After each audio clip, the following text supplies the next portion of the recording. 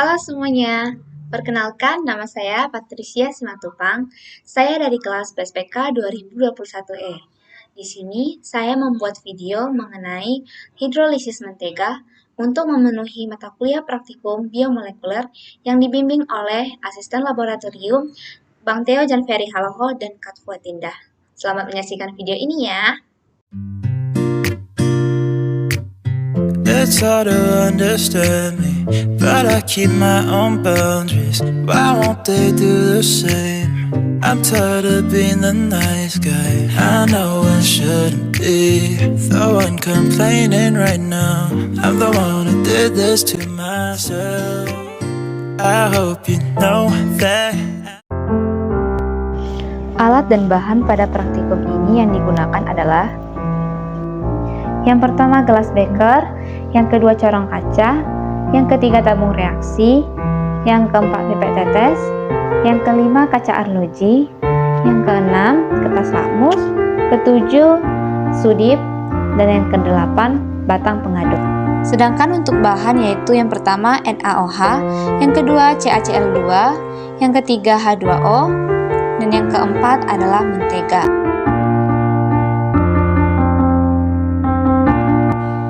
Timbang 5 gram mentega menggunakan neraca digital. Setelah itu, masukkan 5 gram mentega ke dalam gelas beker dan ditambahkan 35 ml NaOH alkoholis. Lalu dipanaskanlah gelas beker di atas penanas air sambil ditutup dengan kaca arloji. Setelah mendidih, diuji dengan mengambil beberapa tetes hasil penyabunan dan dimasukkan ke dalam tabung reaksi yang berisi air. Diperoleh bahwa larutan jernih tanpa tetes minyak pada permukaan. Dimasukkan 1 ml sabun ke dalam tabung reaksi, lalu ditambahkan 1 ml air dan 0,5 ml kalsium klorida dengan konsentrasi 0,1 normalitas. Setelah itu, larutan berubah warna menjadi putih keruh dan terbentuk endapan berwarna putih pada tabung reaksi.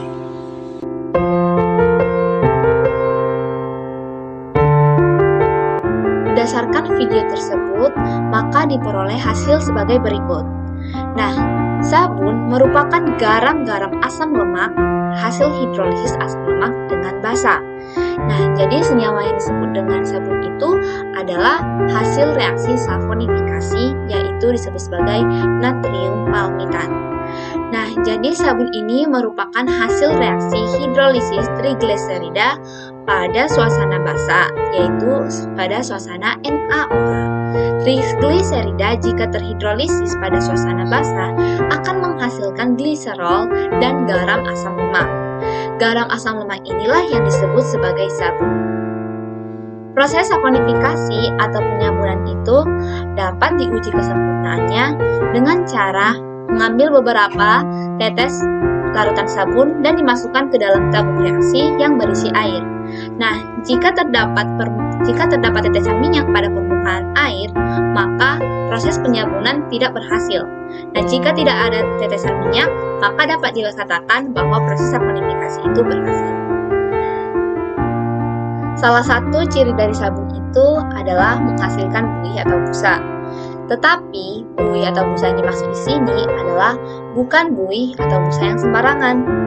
Nah, untuk membedakan busa dari sabun dengan busa yang dihasilkan oleh senyawa lain seperti alkaloid dapat dengan menggunakan 1 ml air ditambah dengan 0,5 ml CaCl2. Nah, ciri ketika senyawa tersebut memang merupakan sabun adalah akan terbentuk endapan berwarna putih ketika ditambahkan CaCl2 tersebut. Rumus umum sabun kan RCOONA. Ketika dia bereaksi dengan Ca2 positif, maka akan menghasilkan RCOO- ditambah Ca2 positif. Ca2 positif ini tidak akan larut dalam air. Hal ini menyebabkan ketika penambahan CaCl2 dalam larutan sabun, maka sabun akan mengendap dan busa yang dihasilkan akan berkurang.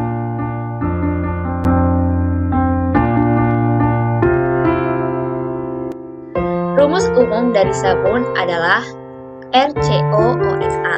Inilah yang disebut sebagai hasil hidrolisis mentega tadi. Nah, Untuk mengubah hasil hidrolisis tersebut dapat dilakukan dalam suasana asam dengan penambahan asam sulfat atau H2SO4. Penggunaan indikator asam basa seperti kertas lakmus dapat dijadikan sebagai acuan dalam menunjukkan bahwa penambahan asam sulfat itu benar membuat sabun berada dalam suasana asam.